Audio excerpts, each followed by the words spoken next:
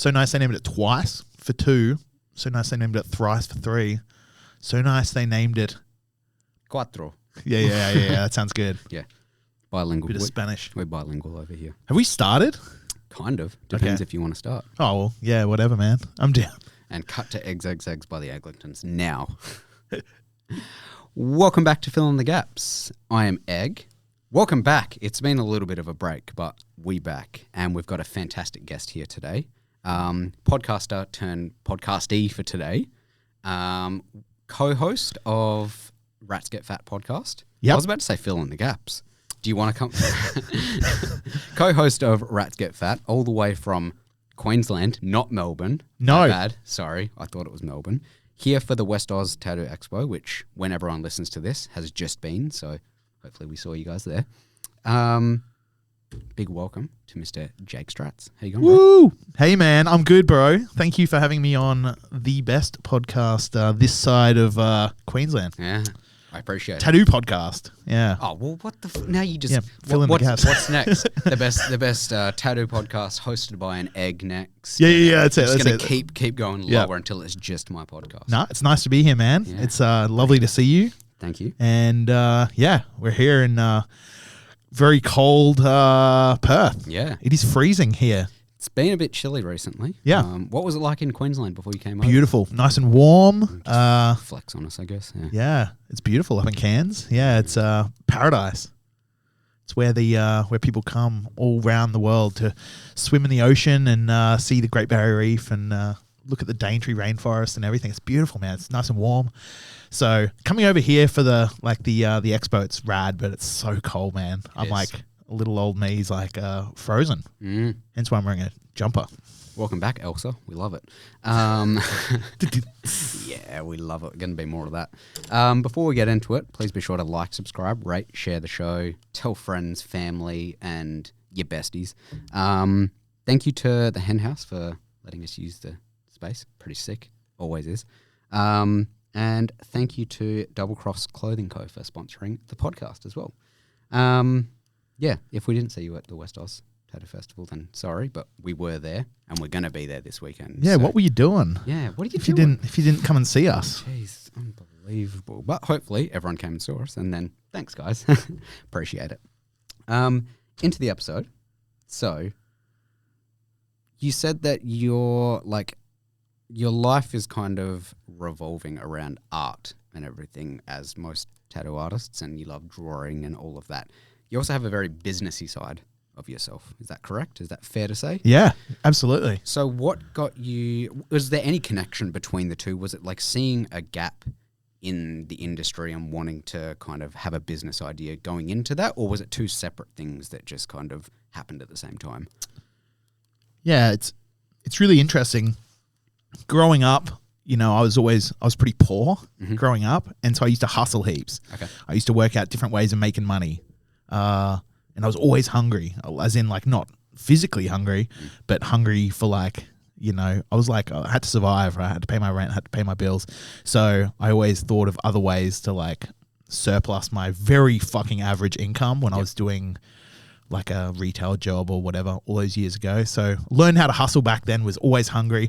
And that's actually followed me into the art world and my tattooing. And I'm still as hungry as ever. And I'm still pushing and releasing and doing things business-wise as well as artistically and everything. Just attempt to keep myself sated and like comfortable and satisfied. Yep. For some reason I've got this thing where I'm just like never satisfied. I'm always working. I work, I have days off, but I'm still working on those days off. Yep. 7 days a week, no matter what, I'm still on the grind. Yep. I love it. Always doing something. I have to. Yeah. I have to. If I have downtime, it affects me the wrong way. Mm-hmm. Yeah, which is strange, but it's like a mental health thing, I think. Yeah. Yeah. No. Is a lot of the business stuff that you do, is it tattoo related, or is there some of it that's just completely unrelated? Nah, it's all related to tattooing. Yeah. These days, like everything I do, tattooing is the biggest thing in my world. Mm-hmm. It's what I'm going to be known for, for years to come and even after my death. That's who I'm going to be known for. I'm not going to be known for my podcasting. I'm not going to be known for anything else. You know what I mean? I'm going to be known as a tattooer. So the business side of it comes into that with the tattooing, where it's the easiest way to kind of leverage business. Yep. I'm able to sort of lean into my tattooing, you know, which is a safety net. Yep. And then push business out from that. Yep. Yeah. So I've got multiple things on the go, and I fucking love it, man. Yeah. I'm really excited about the future, and I've got so much love and passion in my heart when it comes to creating art for people, creating tattoos for people, creating products for people, doing absolutely everything in my power to, just like leave a lasting impression on everyone who I meet. Yeah, nice. Are there any of the business ideas or businesses that you have going on at the moment, any that you can share, or are they all kind of like keeping it low profile for now? I'll talk about a few of them. Okay, go. I've got a needle company called Tiger Strike Needles. Okay. I put that out many years ago now, where I found that like a lot of the big needle companies were charging way too much for a product that, you know, it was good, but it wasn't that good. Mm-hmm. You know, $80 or $90 a box of needles. And I said to all my friends, I was like, why are we paying so much for these things? It doesn't cost this much to make. Mm. So I started a company called Tiger Strike Needles. So me and my friends could be surplused and looked after. I don't know if that's the right word, surplus, but we could be. We'll pretend it is. We could be looked after where we're paying $30 a box of needles. That's what it fucking should cost. Mm-hmm. And then they're the really good quality that we've come to expect. What's like the going price for a box of needles? Because I've got no idea. I've never had to buy a needle. So if you guys are doing $30, what was the going price? Well, yeah, like there were some brands that were charging like $80 a box of needles for 50 needles. I'm like what? Why is it so expensive? So yeah, I brought out this brand, Tiger Strike Needles, and they're fucking great, sharp needles. They work really well. I use them on all my tattoos, and you know, all my friends are then able to then buy needles through me, where they're not paying such an exorbitant cost. They don't have to, because they can use Tiger Strike. Yep. I got that on the go. Obviously, Royal Blue Tattoo is happening. My tattoo shop in Cairns. Mm-hmm. Not in Melbourne. Not in Melbourne. No. In tropical sunny Cairns. And we're always looking for guest artists. So if it sounds like you want a little tropical getaway, come see me. Mm-hmm. That's always pumping. We got heaps of cool shit happening there. I'm about to bring out a new book, which is exciting, next month. Yeah. What kind of book are we talking? It's a poetry? No, I wish. I'm not very good at poetry. But it's a sketchbook. Okay. So I find a lot of all my designs I do on paper. Mm-hmm. So I'll usually sketch everything, and I found out, you know, kind of recently that's not how things are done. Mm-hmm. Like all tattooers just using iPads. You know, I use an iPad too. It's a lot faster, but you know, I like the paper style feel and everything. So I've been doing all these sketches and haven't really, you know, done anything with them. So I decided, I was like, well, you know, like I'll keep them, scan them in, and compose them into a book. So your general punter, I find people wanting to get into traditional tattooing don't really know where to begin to like make it look traditional, or like give it that feel or that style. So they could go about buying, say, a Sailor Jerry book, or they could buy a different kind of book. They could buy my book. I'm not comparing myself to Sailor Jerry in any way, shape, or form. Go buy the book though. But you could buy the book and then be able to study it, paint it, learn from it, and be able to be a little bit closer to creating old school, traditional / neo-traditional style tattoos that I make.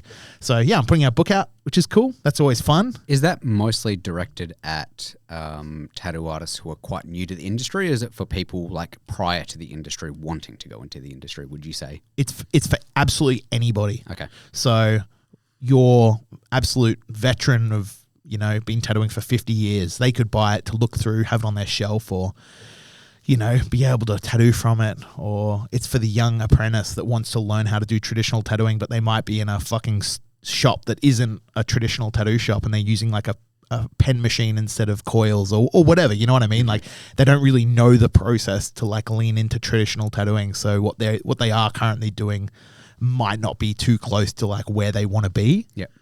So it's actually for everyone. Anyone can pick this book up and enjoy it. Like, you know, you could enjoy it and put it on your shelf and have a flip through.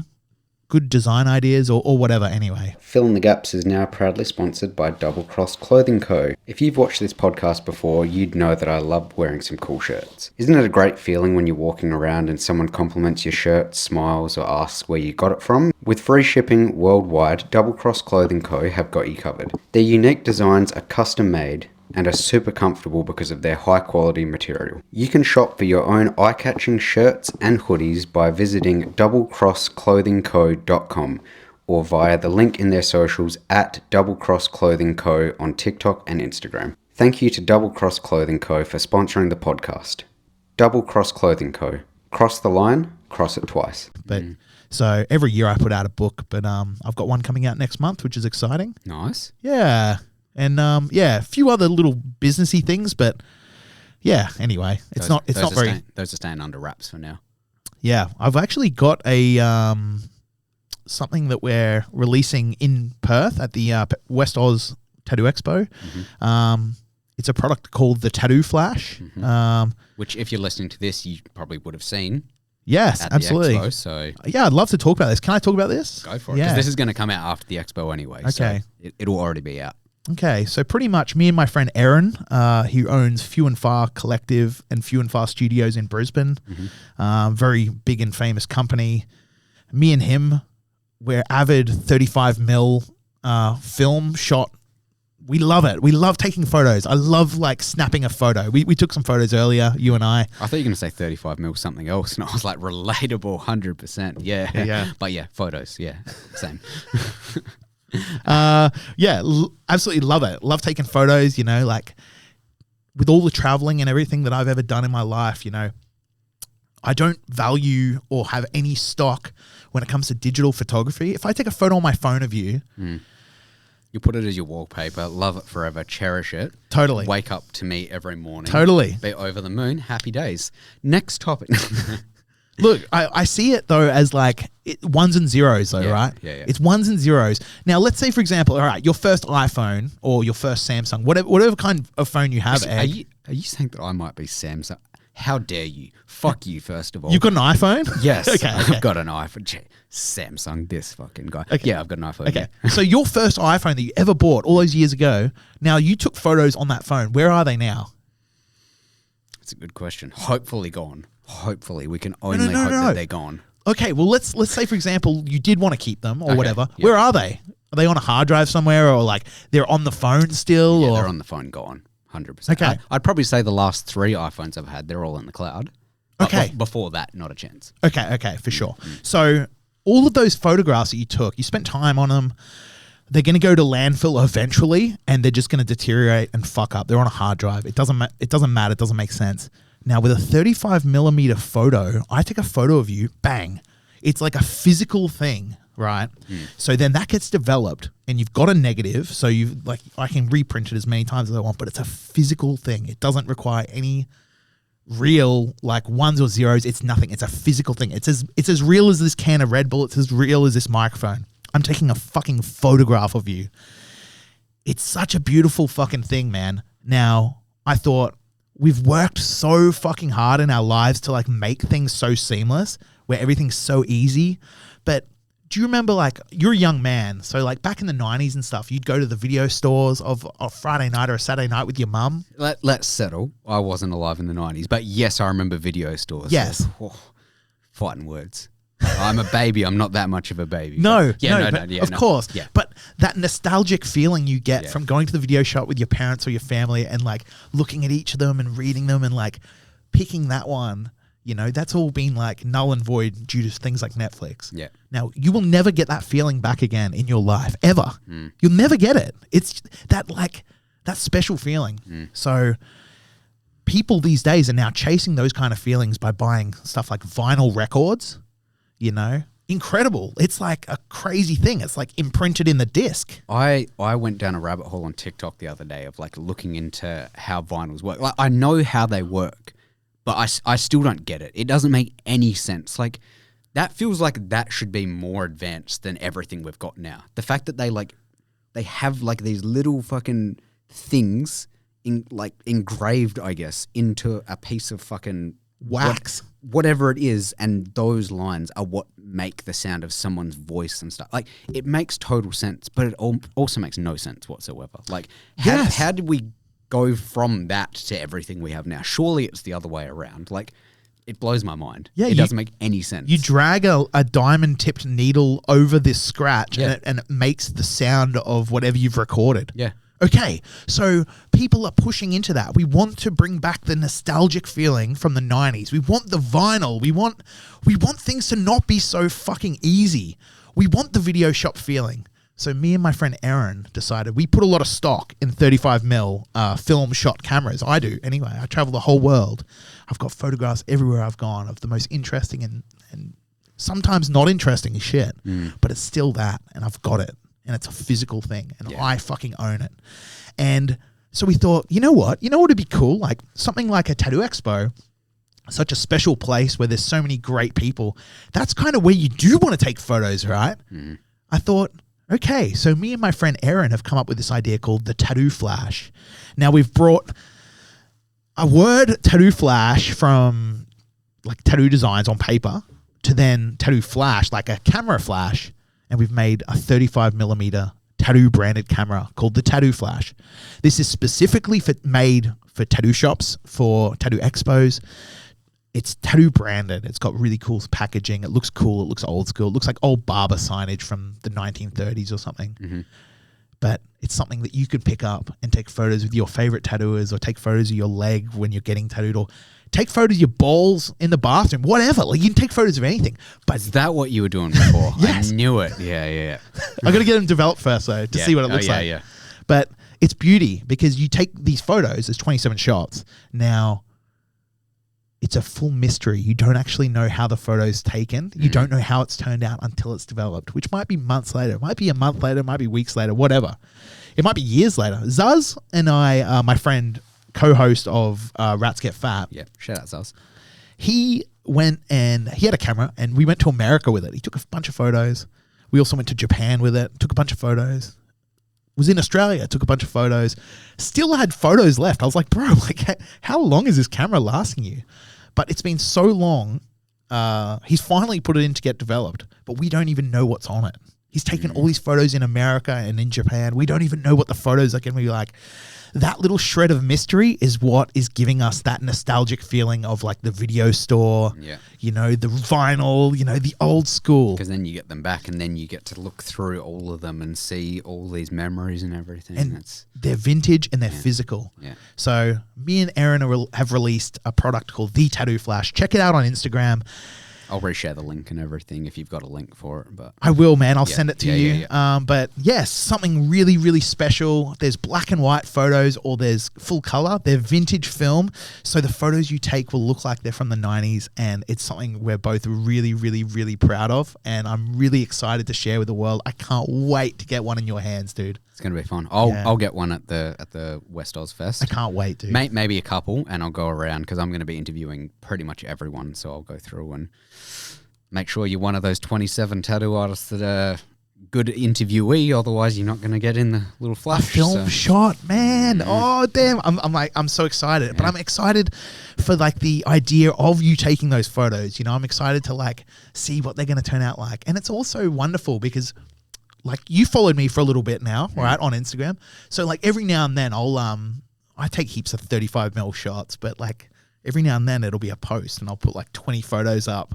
And, you know, it's cool. It looks nostalgic. It looks really rad. And it's super in fashion and super cool. Yeah. Something I'm super proud of. And, I just can't wait to, like, properly release this on the world from Friday at this Tattoo Expo, the West Oz. Yeah. It's going to be fun. It's going to be so fun, bro. Yeah. Hopefully some people listening to this got some of the cameras, and they've got some. And, you know, if you get one of them and take photos, make sure you tag him.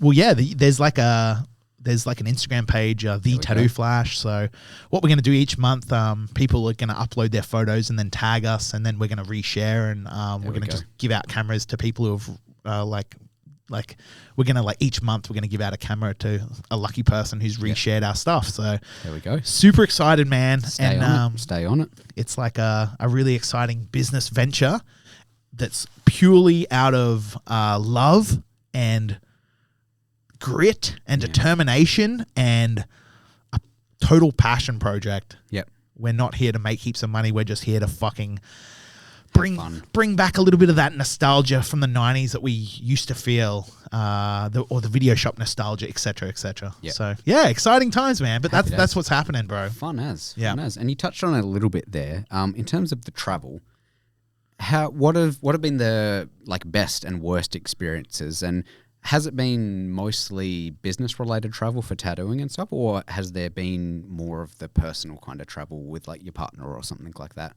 as of late? Because obviously you did the US Yes. tour for the podcast. We did. Is that the most recent travel you've done, or have you done other personal trips in between that? No, I've done heaps of other travel between that. I've got the world's I've got a problem. I've got the world's itchiest feet. I can't stay still. Mm-hmm. It's probably really great for all the other tattoo shops in my town because they probably are like servicing all my clients while I'm not there. You know what I mean? Yeah. Like, because I'm very rarely in Cairns, but I love it, man. I love traveling and I love tattooing and I love seeing new people, meeting new people, trying new things, and you get so much from going out and doing that. You know what I mean? Like, I've been. Oh, sorry. Oh no, this is the. You kick me one more time, and I'm going to get my Samsung. I thought we were playing footsies. We can if you want. Yeah, it's a beautiful thing. I don't really go traveling too much with my wife. She's really, really very, very like a big deal in her world, which is like the law world. Yep. She works at a lawyer's and so she doesn't really get too much time off. Okay. She came to Japan with us just recently. We went to Japan. I went to Japan for a month. That was cool. Nice. But yeah, been all over, man. And tattooing has taken me there. Yep.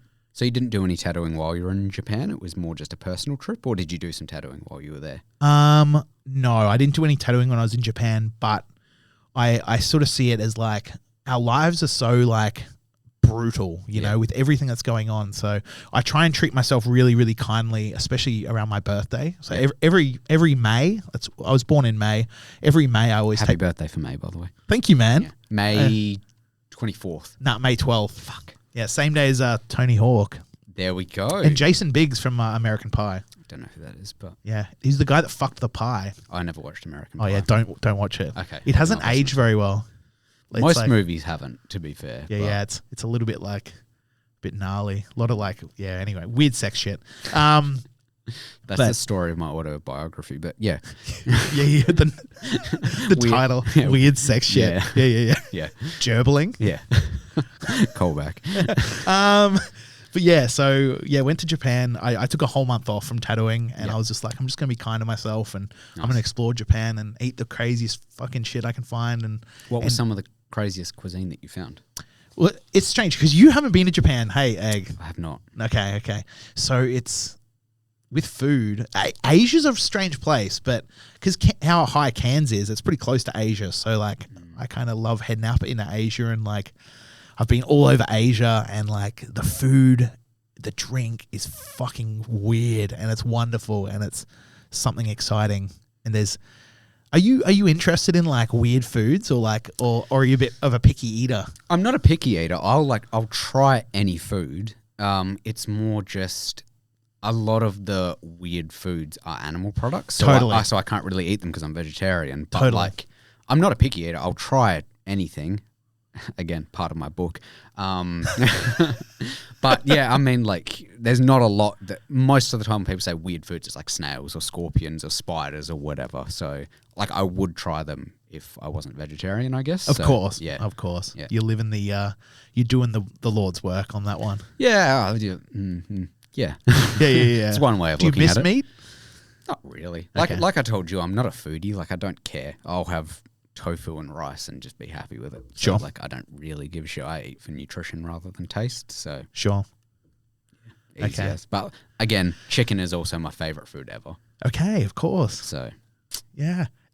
It's interesting because like in Japan there's a lot of places that are like they don't speak English. I was surprised. I was like 90% of what the language people. do they speak? Yeah. I think they speak Korean. Okay. Yeah. They speak Japanese. Yeah. But about 90% of the people that we met didn't speak English. Like, not a word. Oh, they might have like known a a couple few of things. phrases and stuff. As much Japanese that I knew, Okay, you know, they knew English. maybe thank you, hello, give me your fucking money. Yeah, you know, yeah. that's probably what Gotten they know. that one a few times. Yeah. But with a knife. Yeah. At least it's not America. Yeah. But yeah, it was strange. So a lot of the places, the menus aren't in English and the people don't speak English. Now you can be a real piece of shit in this life and use Google Translate, or you can just order and hope for the best. Yeah, or you can just point and get that and get what you get and surprise yourself. And what did you get? Well, I got a few different. I ate some really weird shit when I was over there. Like I genuinely did, and yeah. Out of respect for the animal, though, I did eat what I was given. There was, I tried horse. How was that? I had raw horse. Yeah, it was horse. It was raw. It was totally raw. Okay. I picked from the menu, just pointed and. Now I was there for a month, right? So most of my meals weren't weird or wacky, but there were a few standouts, right? So the horse, yeah, this kind of fucked me up. I was like. I asked the guy, I'm like, oh, what is it? And like, he couldn't understand. Anyway, worked it out. Yeah, it was horse, and it was lots of it. Big pile of meat. What's it comparable to in terms of taste or texture? Well, it was kind of like if you were eating like beef strips. You know, like the stir fry beef strips. It's quite lean. Okay. Yeah, so it was like that, but they had like so it was like that, and there were big bits like fatty bits and stuff like. Out of respect for the animal, I fucking ate the whole thing. I went full green. I didn't really want to eat it, but I fucking did. I was like, it's there. I've paid for it. They're going to probably throw it out if I don't. So I ate this horse. And yeah, so that's where the phrase comes from. So hungry I could eat a horse. Yeah, that day I did. Yeah. And yeah, I was pretty off it actually. Okay. And my wife, Karina, wouldn't let me kiss her. She was like, no, you got horse breath. I'm like, give me a kiss. What, she didn't say you got a horse in your throat? No. For days after, she wouldn't kiss me. Oh. I was like, bro, I brushed my teeth and shit. Using mouthwash. She's like, no, the horse. I was like, all right, fair enough. But went to another restaurant, a restaurant known to serve weird shit. It's called Comedy Circus. So they serve very, very, very strange food. I actually went there for my birthday. I was like, I want to. I'm a very adventurous eater, so I wanted to go to Comedy Circus while I was there. So we went there. We were the only people in the restaurant, and it's a good sign. Yeah. And I ordered a plate of bugs, and so there was like a so in Japan when you order your food, a main meal or whatever in a smaller restaurant, you normally get a drink, you get an entree, and you get your plate of food. That's like how it's like a set. You pay X amount, and it comes with a drink, etc. Yeah. So I'm sober, so I got a ginger ale. He said, "What drink you want?" We were talking via Translate. I said, "Ginger ale, please. Plate of bugs, please." I actually picked that. I was like, "That's what I want, for my birthday. Try that." And he's like, "Okay, I'll bring your entree out shortly." And I was like, "Ah, cool." Didn't think anything of it. And so we're sitting there at this little table, and there's all these like jars and stuff full of like dead snakes and like just like weird, strange creatures, full wet specimen shit. But like there were food. Anyway, so he finished my entree. Me and my wife sitting there talking. He slides this little bowl over to me, and my wife looks down at it, and her eyes go really wide, and she goes fully green, and she's like, "You're not going to eat that, are you?" And we're sitting in there in this fucking tiny little restaurant, and he's sitting where you are, and he's looking at me like, looking down at it like, come on, eat it. And I look down into this fucking bowl, and in front of me in this little bowl was like a little fucking dead bird, like a full body, like its head, its beak, its little fucking like its little body, and these two little spindly fucking legs. Did it have like the egg with it and stuff, or was it just a bird? No, it was just the bird. Okay. Now I have actually tried balut. I'll tell you about that in a sec. That's the one I was thinking of. Yeah, I'll tell you about that in a sec. But is that Filipino? Yes, it's from the Philippines. Yeah. And I was looking down at this like little dead bird, and I didn't want to eat it at all. I was like, I fucking don't want to eat this thing. It's fucking grim looking. And he's looking at me like he's like, "What's wrong with you?" That's how he's looking at me. He's looking down at it like, "Eat it." And like I'm thinking like, is this a test? Is this guy fucking with me? It's like this like little dead bird. And so I thought, fuck it. And I looked at my wife. I said, "Do you want some?" She's like, "No, absolutely not." I said, all right then. So I just like picked it up. I said, do you eat the whole thing? He goes, oh yeah. I said, all right. And I just like ate this little weird, busted, fucking grim, dead baby bird. And yeah, my wife went green. The guy kind of like laughed a little bit. And I was like, oh, yo, he's probably fucking with me. Whatever. Anyway, yeah, I ate this little bird. And then he brought out like this plate of bugs. And there was like a big cockroach and big scorpion and like worms and fucking you name it. And I ate the whole thing. It was sick. Had a great experience. But What was the best tasting bug? those little like worms. They're kind of like or they're like white, and they put them in the bottom of like tequila bottles. They're like wood worms. What's up? They put worms in tequila bottles. Yeah. You get like that tequila with the worm in the bottom. You know, have you ever seen that? No, I do not. If you go to the bottle shop, like I don't drink anymore, but Neither they've do got I, that. and I also hate tequila. But Okay. Yeah. Well, yeah. Anyway, tequila. They put like a little worm in it, and they had some of them, and I was like, oh, tequila worms, and I just ate them. They didn't have tequila on them, but yeah. Anyway, weird, eh? Okay. Strange. I'll send you some photos. I'll show you the photos of the little dead bird. It was so grim. That's like, I mean, I think even as a non-picky eater and a vegetarian, if that was given to me and I was at a place where I was eating meat, I don't think I could do that. Like, I don't know why. I don't think I could do that. Same with like the Filipino. I don't think I could do that. Would you like me to tell you about the balut?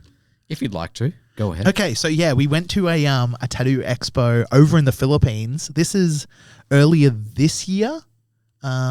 We went and it was so much fun. Mm-hmm. The Philippines is a wonderful place full of wonderful people. It really kind of blew me away because like you go over there and they're all speaking Spanish. Or what I thought was Spanish. They're all like, "Hola, señor, señorita, bueno, Dios, bueno." I'm like, to my mates that I was with, I'm like, "Yo, why are they speaking fucking Spanish?" I was learning Spanish on Duolingo. Mm-hmm. I was like, "Why are they speaking Spanish?" All these like little. I've been to Mexico, and the people in the Philippines are more like Mexicans than real Mexicans. Yeah. They were speaking Spanish, and anyway, so I asked them. I was like, "Oh, like, why are you guys speaking Spanish?" They're like, "Oh." The Spanish had like conquered them back in the 1800s and brought with them like everything, including their language. Okay. But it's a dialect, a Spanish dialect. They all speak Filipino, but they're pretty much speaking Spanish. Okay. Anyway, I found it really interesting. But they brought with them a lot of food, a lot of culture, and a lot of different shit. Now, me and my friends, Zach, he's a tattooer down in Terrigal, down in New South Wales, and my friend Aaron, who owns Few and Farco, he was there as well.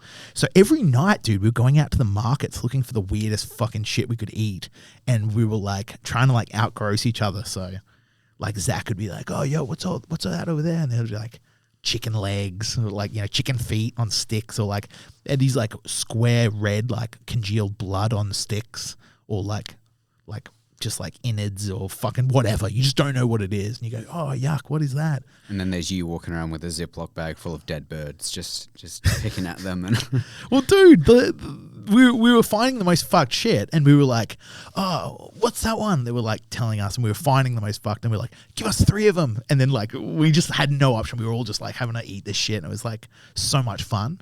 So anyway, we were all talking about eating the infamous balut. Now, if you don't know what a balut is, it's an egg it's a duck's egg, and it's been incubated to a certain amount of days. So you can choose the number 16, 18, or I think 21.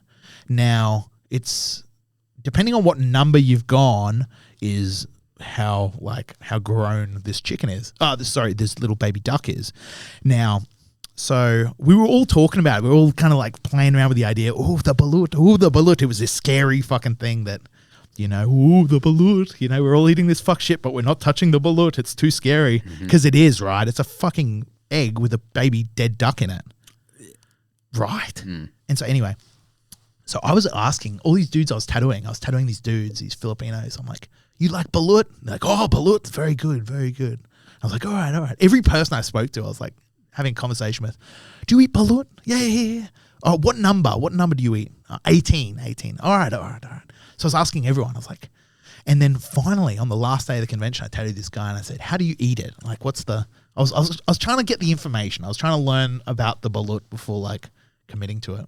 My mate, I don't know anything about it. I would assume it's similar to like people in like coming to Australia and be like, I want to try Vegemite. They get a spoon and just start eating it and like realize it's really shit. Totally. There must be a way to eat it that makes it good. like not as bad as just fucking down the hatch. Totally. That's exactly it. No one is going to have a spoonful of Vegemite and be like, that's just not how you eat it, right? Yeah. So you got to like, you kind of can't go into the shit blind, especially when it comes to something so like sacred culturally. Like, which piece of shit is going to that country and just buying them and just spewing like and throwing them up and just going, yuck, that's fucking gross, you know, like really belligerent and very like disrespectful culturally. So I wanted to approach it. Sure, the idea of it is fucked up, but I wanted to approach it in a way that it was going to be culturally like, it was going to be cool, you know? All my Filipino friends would say, haha, yeah, Jake's the man. He fucking eats balut. He eats balut like me, you know? So anyway, I was asking everyone. And I tell you this guy, I tell you his belly. He got this big bit of script on his belly. I heart balut. He got, anyway. So I said to him, I was like, bro, like, you know, how do you eat it? How do you eat it? He goes, okay, man, what you need to know, bro, you need to get a fucking sugary drink because it's very high in fucking, like omega acids and fatty acids and stuff. He goes, you need a sugary drink. You can't just fucking go in. I was like, all right, okay, sugary drink, yep. I said, what number should I do? He goes, you got to do what the locals do, bro, number 18. Now, at number 18, which is 18 days incubated, it's got feathers.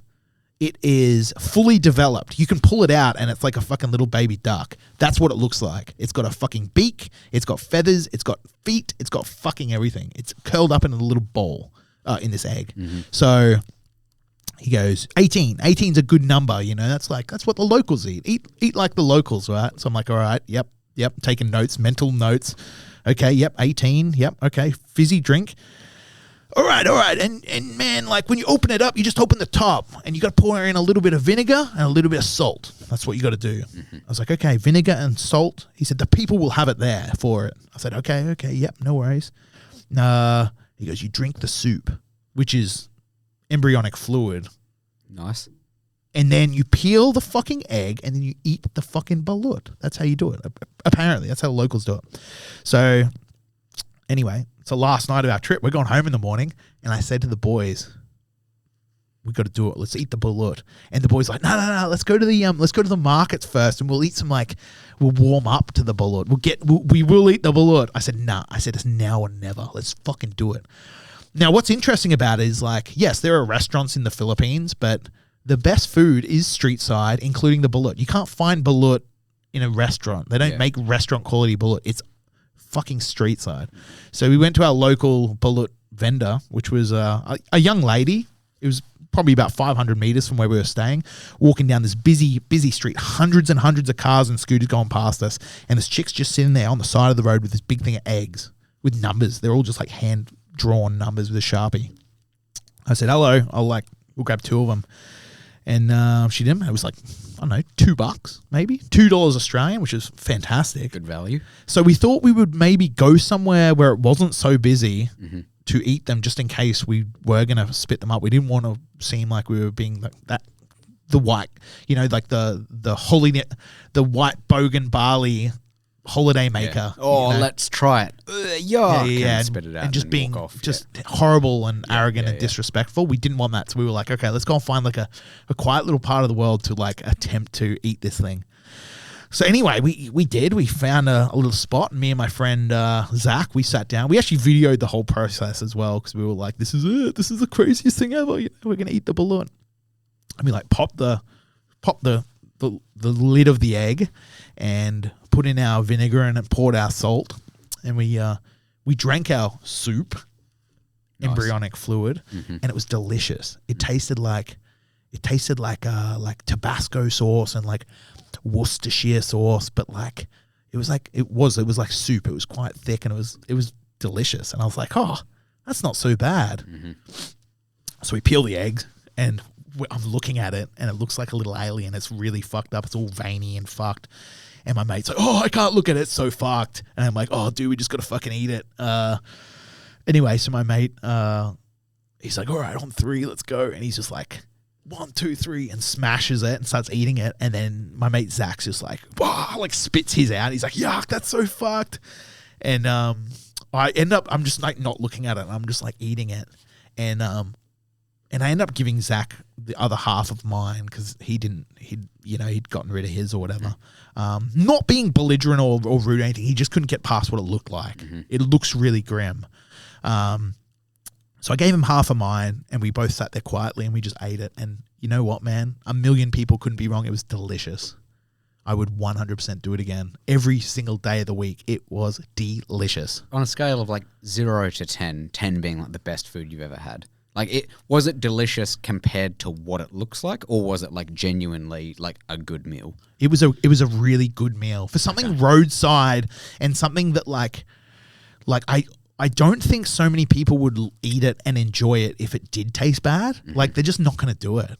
But like how it's prepared, how it's served, how it's like, if you can get past the idea of what it is, it's fine. It was delicious, dude. It was properly delicious. So very, very glad that we did that. But yeah, when in the Philippines, you got to do it, man. Exactly. We had a really good time at the Tattoo Expo, though. It was fantastic. Nice. It's a strange place for tattooing, though, because they didn't have sharp containers. Now, with tattooing, right? Why? Okay, right. So now in Asia, they're still quite new to tattooing, especially Western tattooing. Obviously, there's been like tattooing around there for a very long time. Traditional methods, i.e. like hand tap or, that kind of stuff. But like with tattoo machines, electronic, using a needle bar or a cartridge or whatever, that kind of tattooing is quite fresh and new to them, including like health and safety. So like wrapping stuff up, cross-contamination, infection control, all that stuff. It's all new to them. They don't know anything about it. They're still learning.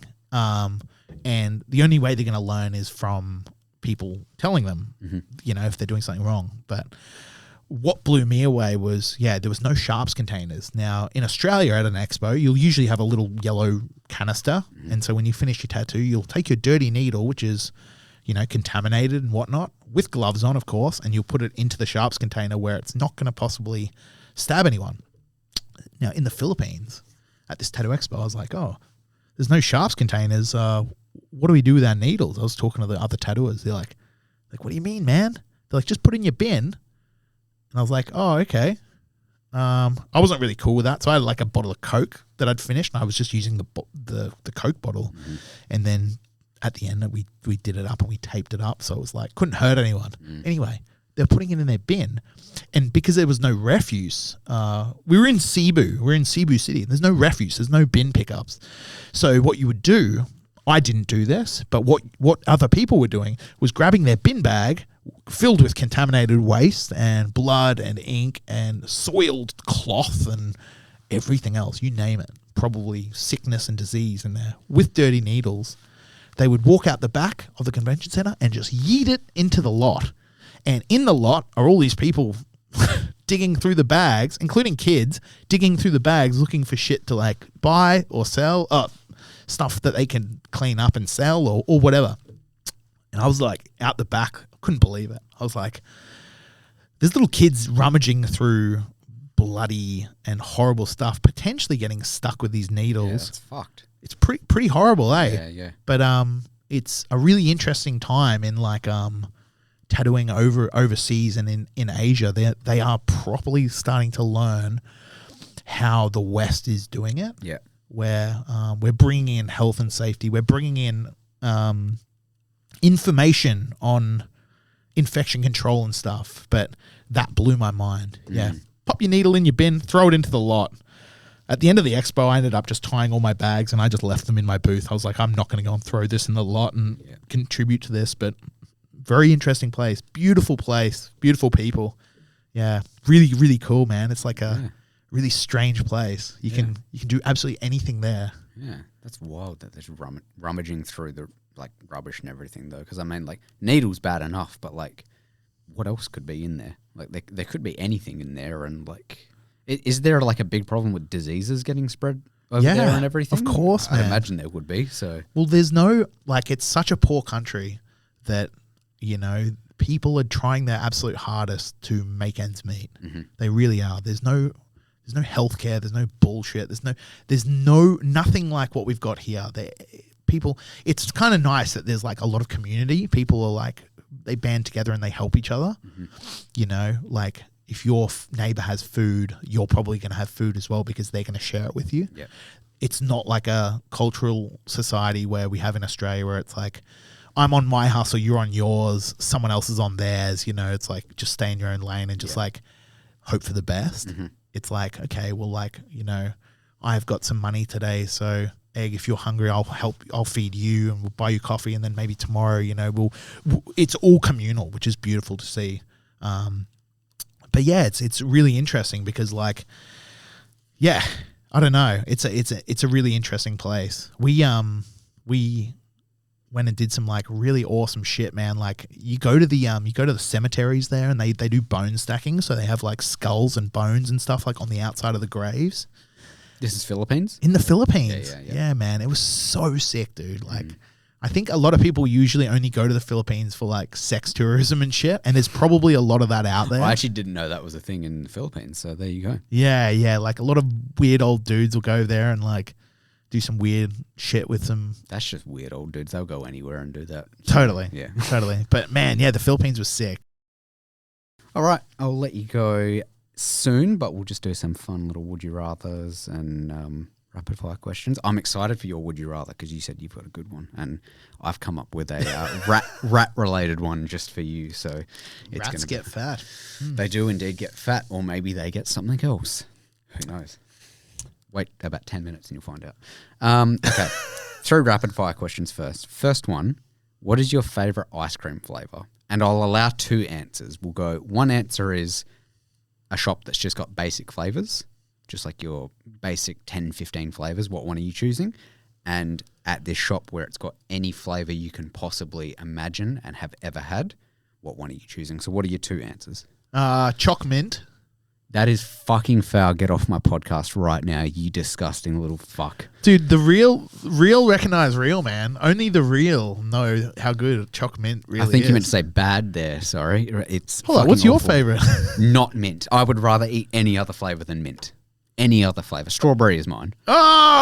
See, man, come on now. Grow up, bro.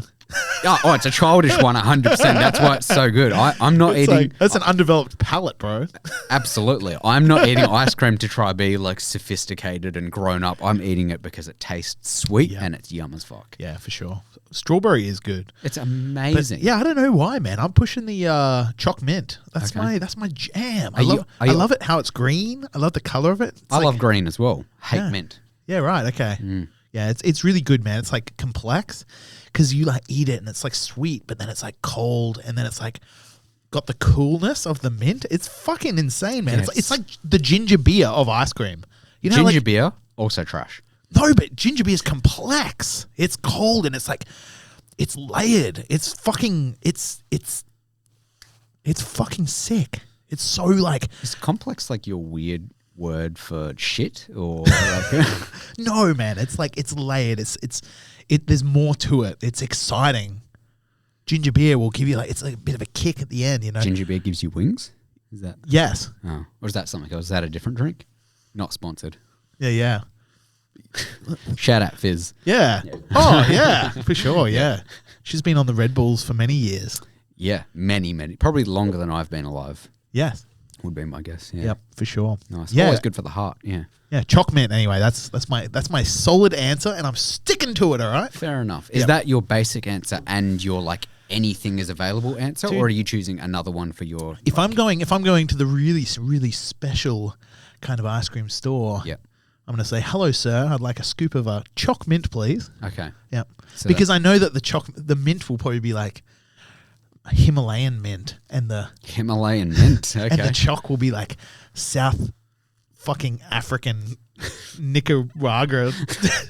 I don't know, some sort of chocolate from South Sudanese chocolate and Himalayan mint. Yeah. That's what I'm going for, man. Still sounds like fucking booty cheeks, but you know, is what it is. Yeah, it's okay. You're allowed to be wrong. Yeah, I'm glad that you recognize that about your choice of ice creams. That's what I say when I look in the mirror every day. You're allowed to be wrong in this life, Jake. Yeah. Fair enough. Nah. All right. To me, there's three good tasting mint things. Well, All right. things I'll allow as mint flavored. All right. What are we going? Mint slice, Totally. amazing biscuits, Masters. toothpaste. Hold up. Can we go back to mint slice just real quick? Yeah, okay. Okay, so like I feel like I'm like a connoisseur when it comes to the mint slice. I really, really enjoy the mint slice. But I used to work with this dude, this old ass fucking tattooer for many years. And he told me how I was eating mint slice was wrong. I was just eating him like a... One of those people. Did you punch him as hard as you could in the jaw? No, I listen to people older than me and I take knowledge from them. And I said, all right. So what, like, you know, tell me about it then. How I was eating it, I was opening the mint slice and I was eating a couple and I was just like either putting them in the cupboard or putting them just in the, like, you know, whatever, in a container to go back in the cupboard or whatever. He said to me, he goes, you're doing it wrong, bro. He goes, put them in the freezer and of a midnight snack or whatever, when you get up out of bed, fucking eat one of them when they're like ice cold and really hard. Proper game changer. I kept them in the fridge when I used to have them every now and then. Not bad. I can't imagine freezer would be nice though. That It would is just so good. It would just hurt your teeth. No, it doesn't, man. I promise. They're not hard enough to like fuck your teeth up. You do also have a gold tooth though, so is that a lie covering the lost tooth? Yeah, that was a mint slice right there. No, I made that choice willingly. Yeah. But your tooth was minted. yeah, man. I listened to this old guy and I thought, all right, I'm going to put him in the freezer. Total game changer. Never, ever, ever, ever have I ever done it another way. The fridge, you would kind of get like the nice, like it would be cooler. But yeah, try frozen. You will thank me later, young listener. I haven't had a mint slice in quite some time, but next time I do, maybe I'll consider it. What's holding you back, dude? You just... Kit Kat Chunkies are cheaper. Okay. I guess. Okay. I don't really buy packets of stuff because I know I'll just eat them in one sitting. So yeah, chocolate is dangerous. Like, there's a lot of foods and stuff where like I'll look after myself. I'll try not to eat it, whatever. Chocolate is the one thing. If it's in the house, it's gone the second that I see it. And those mint slices are like big family motherfuckers. Oh, I'll finish one of those in one sitting. No problem. Not a problem in the world. I get like blocks of chocolate. I'm like, cool, chocky for the week. Like on the drive home, I will finish it. Really? Yeah. Like a family block? Yeah. Okay. You got a sweet tooth, man. Just for chocolate, though. Okay. Like if we have a tub of ice cream, I'll be like, oh, 2 scoops, that's enough for me. Like I can't do any more. Okay. Chocolate, like it's going to make me shit and I'm going to shit every time because I'm going to eat the whole thing. That's I can't fine, stop though. myself. Well, you know, it's good, man. It's good for you. It's great. It's great for you. So anyway, mint slice, toothpaste, and chewing gum. Okay, hold on. Can we talk about fucking toothpaste? Yeah. But you're not like consuming it. No, but that's it's one of the 3 things I'll allow to be mint flavored because it's good. You don't want your breath smelling like something other than mint. Yeah. So Okay. gum and toothpaste I'll allow as mint flavored. Yeah. Because you can get like strawberry and watermelon and all that. They taste okay, but it's not great on your breath. Like it's, yeah. Did you know, I found out an interesting thing the other day that gum is actually made from horses. Did you know that? I didn't know that. How? In what sense? Yeah, I have no idea. But I was tattooing a guy the other day and I was talking about like gum. And then I told him the horse story in Japan. He's like, dude, you eat gum. It's like the same thing. I'm like, what? I'm going to have to look into this. Yeah, have a look. I also might be wrong and telling you fibs, but...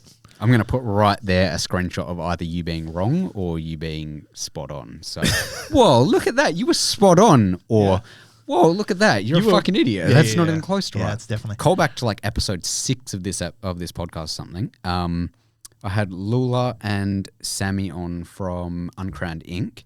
And Gareth is the one that owns that. And Lula was telling me actually, she was like, did you know that horses eat mints? They love mints. And I was like, do you mean like mints, like beef mints or like mints? And she was like, no, like mints. As in like... It's a snack. And I was like, that's wild. And I posted it and Gareth messaged me because he has horses and he was like, yeah, no, that's spot on. Hold up though. Who's feeding their horses mints or do they enjoy it? Apparently it's a snack for them. Like it's a little treat. They like it. I can't imagine it. I've never seen it, but someone that owns horses told me that it's true. So what kind of mints? Like a fisherman's friend or something? I guess so. I'm not sure. Holy dude. Yeah. That's actually super interesting. Yeah. Because usually their like teeth and breath is like pretty fucked up. If you ever seen like a horse smile or whatever, you're like, oh, yeah, look at those teeth. So yeah, there you go. Wow, that's cool. Horses are minty, I guess, is what we're saying. Yeah, fresh breath. Yeah, damn. Sponsored by Extra. Yeah. Wrigley's, Mr. Wrigley's. Yeah, exactly. Come on, give us some money. Big League Chew. Second question.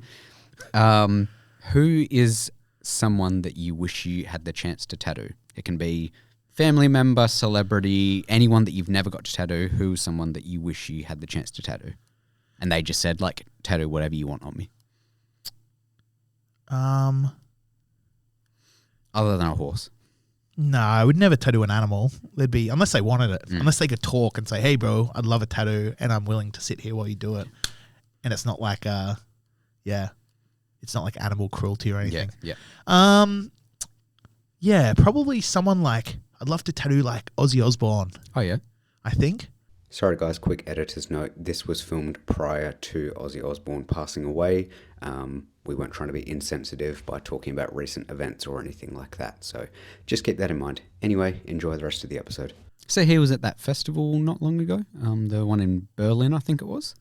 Oh, okay. No, I didn't see that. It's like, you know, But I think he's in a wheelchair or something now. I'd really love to spend some time sitting with that guy and just maybe talking to him and hearing a bit of what he's got to say. Seems like a wise dude, like a cool dude, cool character. Yeah. Yeah, because I don't know anything about Ozzy Osbourne, absolutely nothing. I know the name and that's pretty much it. But Yeah. do you know the artist Youngblood?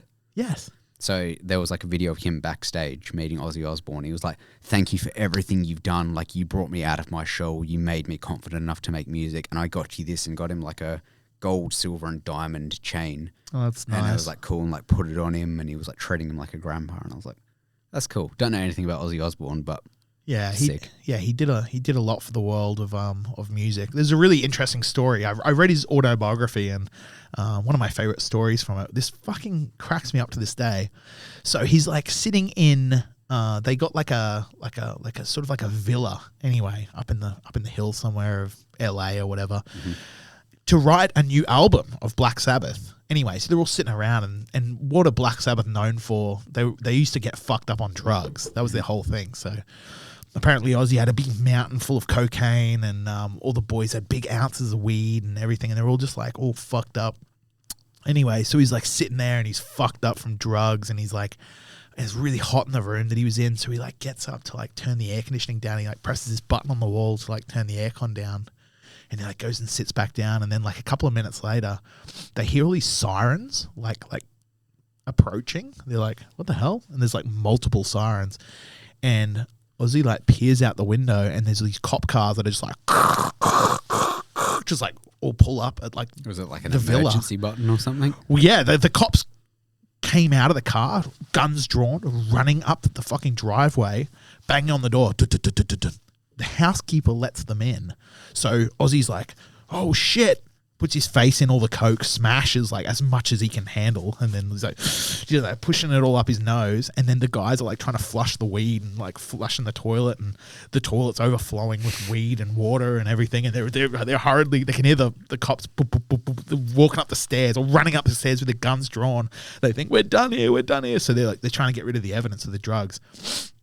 Anyway, so the door like flies open, and there's all these cops with their guns, and one walks in and goes, oh, someone just pressed the security alarms. Everything good? And they're all just sitting there, all just like fucking hooked, like spent from all the drugs. They go, yeah. And the cops all left. And yeah, instead of turning the air conditioning down, he like set the security alarm off. Well, yeah, he pushed the panic button, and so got all the police there, and nice, totally spent it. But such a wondrous human being, and I think he's who I would like to maybe sit down with and just spend a couple of hours and put a tattoo on him and just talk to him. What would you tattoo on him if it was your choice?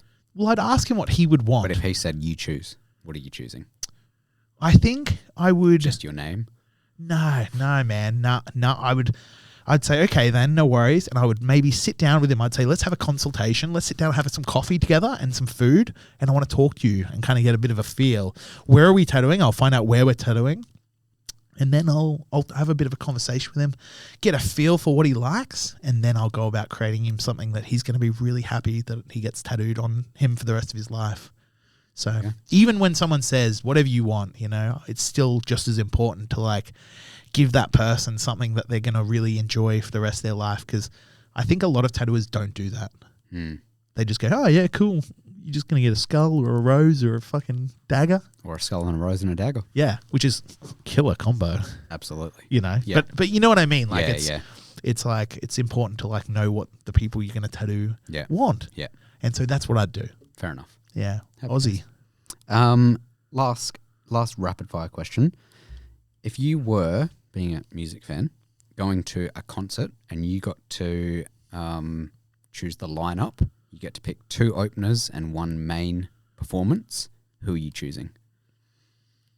Oh man, Talking like packed out stadium, your front row. alive or dead? Yeah, all time.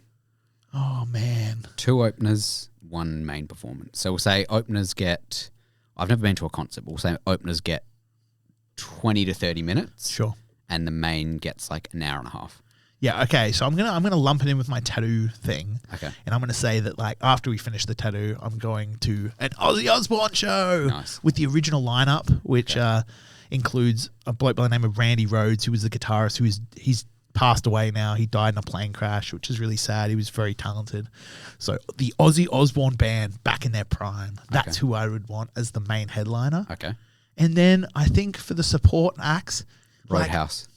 No. But here is what I'm thinking. Like, my favorite bands that I would want as a support would upset everyone else in the entire fucking... Doesn't matter. Everyone there is just on board with whatever you want to do. They are on board. Yeah, they're all there for it. 100,000 people just all ready to go. Even if it like crosses genres? Yep, doesn't matter. What? Everyone there, 100,000 people all with the same taste as you. All right. Well, I'm gonna like pick probably there's a band called the Menzingers. Okay. Which is a punk band. They're like one of my absolute all-time favorite bands. They're going to be the first support. Okay. And here's hoping that people that like the Menzingers also like Ozzy Osbourne. Oh, all these people And- do. They love it. Oh, that's Yeah, good. yeah. Well, I think I'm going to go the Menzingers to support the first ever, and then it's going to step up into punk overlords, the Sex Pistols. Okay.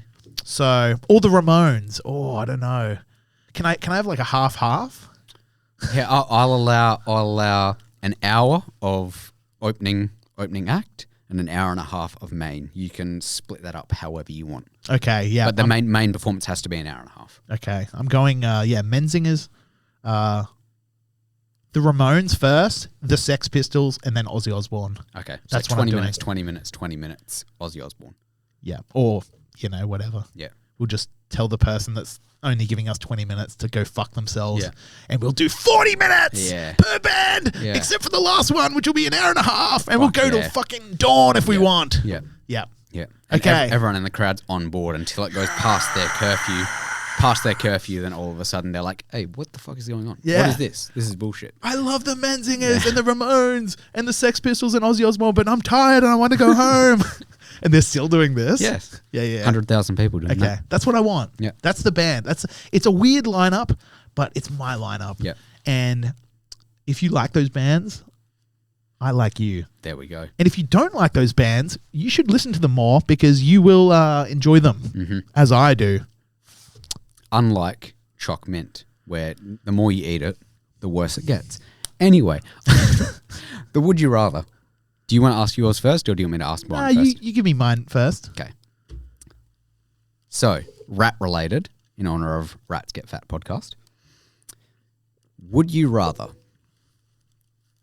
have a rat living in your house that's only objective is to torment you to breaking point mentally? It won't affect you physically in any way, shape, or form, but it will go out of its way to ruin your relationships with people, to go through your food, to spoil your food, to cut off your electricity, to do anything that it can to just ruin your life, but it's not going to affect you physically in any way, shape, or form. Or have that same rat living in your house, but it's your bestie, but 3 days a week, every week for the rest of your life, you have to commit to doing everything that the rat wants to do, and you just have to live the life of the rat for 3 days a week, every week. Okay. That's such a good one. Okay, what's going to happen here, man? I'm going to fucking go with the first one, right? Also, you're not allowed to kill it. No. I'm not Okay. going to kill it. Good. Not at all. I will never kill that rat. Okay, so what's going to happen? Give me a bad situation and I can fucking turn it into a fucking opportunity, dude. Okay. I'm taking the first option. I'm taking this tormented rat. He's a fucking twisted rat. I don't know why he's so angry and upset all the time, but you know what I'm going to do? Little by little, like a fucking dog or like a puppy, I'm going to fucking treat it so kindly and I'm going to fucking turn it. So it goes from this, like, yeah, the first couple of years might be hard. It's probably going to torment me and fuck me up and probably ruin my shit. But you know what? By the end of like 2 or 3 years, it's going to be tormenting people that I don't fucking like.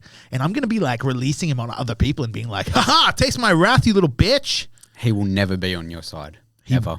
He's that twisted. He has no possessions. He has no purpose in life. He doesn't care if he dies tomorrow. All he wants to do is upset your life and everything you care about. Okay. Then what I'm going to do... He's going to try to ruin your marriage, everything. That's okay. That's okay. My wife's on board. She'll help me. She'll help me with him. What we're going to do, we're going to build a little lead for him, and I'm actually going to like take him for big walks or like a walk around the block, which isn't a big walk for me, but it's a big walk for him and his little legs. And so by the time the end of that walk happens, he's actually going to be so knackered that he's going to be wanting to sleep because he's not going to be able to... He's not going to be able to torment me anymore. He hates you that much. He's not going to go on the walk. He just won't. He's not. I'll drag him along. He's not playing the game. Imagine this like your mortal enemy. Imagine saying to your mortal enemy, "Hey, let's go for a walk." They're going to be like, "No, absolutely not." There's no. But with a rat, He's hiding in the walls. That's all right. I'll find him. Oh, I'll get him. Mm-hmm. I'll get him with my little leash. Because I'm gonna set up a little contraption where it's like a little piece of cheese, like a mouse trap, without a mouse trap mechanism. But he's got to put his head through the fucking. He's onto you though. Nice. He's going to put his head through the little the collar to get the cheese because fucking who doesn't like cheese? And then as he goes in, it's going to go and it's going to like tighten. And then I can take him walking. That's what's happening. He's otherworldly smart, like beyond human level. Nah, they can't be that smart. This guy is. He's not a real rat. He's a robot rat. What? Yeah. Dude, you can't change the game. Well, I just did. Okay, all right. I'm going the first option. Okay. Yeah. Fair enough. And that's all right. And I'll actually treat those 3 days of the week that I'm like, I've got to like do what he wants to do. That's cool. I'm going to look after him and he's going to fucking be a real cool rat. And I'm going to let people pat him and shit. And hopefully I can train him to attack my enemies and torment others. Wait. So are you doing the 3 days of friendship one or are you doing the rest of your life torment one? No. I'm doing the second option. If he's some fucking robot rat that you can't fucking take walking on the block and shit, that doesn't make any sense. Okay. Yeah. Fuck that guy. No, but I'm saying these 3 days, it's not like you get to take him for a walk. You just have to live his life. Whatever he does. Oh. If he hides in the walls, you have to go hide in the walls with him. If he wants to if he just wants to sit there on the ground and just look, you just have to sit there on the ground with him and look for 8 hours. You know what though? Like I think they do live quite peaceful lives. So I think I will find more peace in the second option than having something like in my house. Like my house is my like very sacred space where I need peace. I can't not have peace in my house. So I think I will go the second option. And I think in those 3 days that I've got to do what he does or whatever, you know, they're pretty peaceful creatures. I think I can like get him around to doing some cool shit with me and we'll make that happen. Fair enough. Whether it's eating cheese, climbing through things.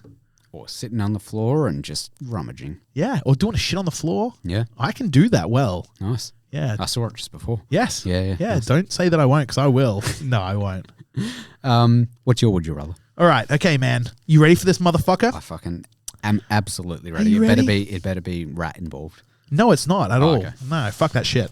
Okay, can I quickly before anything else, I'll just say like the Rats Get Fat podcast, we got that name from the Sailor Jerry design, Rats Get Fat While Brave Men Die. Okay. So it was like a picture of a rat with a skull on it. Super cool design. Lots of people have it tattooed.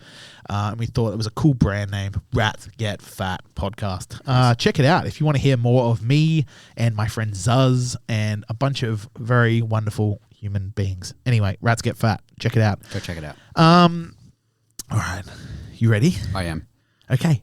Would you rather every single day for the rest of your life? Now, I think you're a healthy dude. You don't eat meat. You look good. You look healthy. So you're probably going to live. You're probably actually going to live till you're like at least 89. I'm giving myself about 36, but go off. Okay.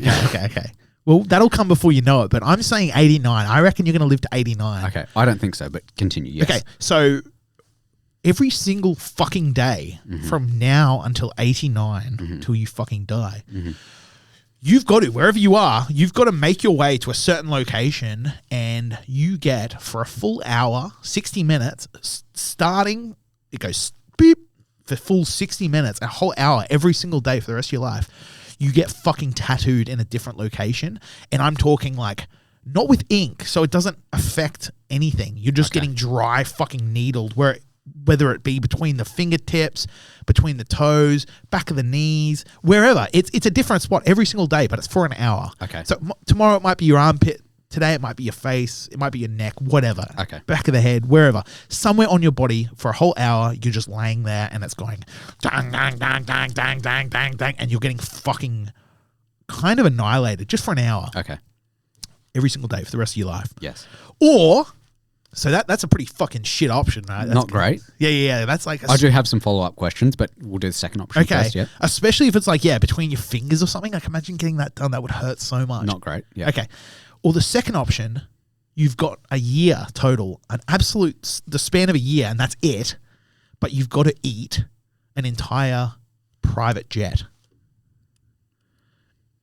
You can do it piece by piece. You can eat as little or as much as you want, but you've got a year from today to eat a private jet. You've got to eat every single piece of it.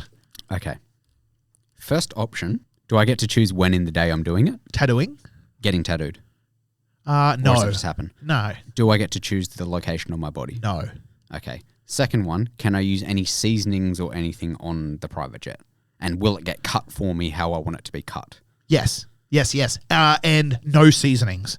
No seasonings, but you can do it in small enough pieces so it's not going to hurt you. But it's like, say, for example, one of the windows is, let's say, this big, and it's quite thick. Mm-hmm. You know, you're going to probably have to blend it up. You're going to have to fucking make it like a glass smoothie and drink it to get rid of that window. Yeah. You need to pass an entire jet, like a small jet, not like a big fucking Jetstar plane. Just a PJ. Just a little guy. Yep. Just a little guy. But every single fucking ounce of that plane Easy. goes through you at least within the year. Easy. I'm talking wheels and shit. The wheels are like this fucking big, dude. Easy. First option. Oh, you're going to do the tattooing? Yeah. Okay. Easily. An hour I'll for the rest of your life? Yeah, I'll get used to it. Okay. If there was a prize at the end of the PJ one, then maybe. But no, I'll take the tattooing one. I'll get used to it. Yeah. You're not going to eat a plane? No. Not on my menu. All right. Yeah. That's fine. Easy. Okay. Better get out of here before the next people come in here. Okay, yes, for sure. Thank you for being on. I appreciate it. Make sure you go check out our mate here. Yeah. Show him love. If you want to quickly look into this camera and plug anything you've got going on that people can go check out. Yeah. You there. Look at me. Right here. Straat's Tats on Instagram. Follow me or die. Buy my cameras, the Tattoo Flash on Instagram. They are cool and vintage, and you will absolutely have the best time ever taking 27 shots with your little disposable tattoo camera. I did all of the artwork for it, so it's pretty sweet. And yeah, I really give a hoot about it, and I'm really proud of it, and I'm proud of you. So thank you. Thank you for everything. Thank you for everyone watching. Thanks, Egg, for having me on this fucking sweet show. This is cool, man. Thanks. Appreciate your work, man. I appreciate it. And thank you to everyone for the 2 years of support on the podcast. Happy 2 years today, not as of coming out, but as of recording. Yes. 2 years. So thank you for all the support. Love you all. Appreciate you all. Thank you for coming on. I appreciate it. See everyone last weekend at the West Oz Festival, but this weekend for us. See you in the future. Yeah, it's going to be fun. Back to the future. Nice. Thank you for listening. Thank you to everyone supporting. Thank you to Double Cross Clothing Co. Thank you to Hen House. And remember, if you don't listen to Roadhouse, you're not a real music head. Yeah. Later. See ya.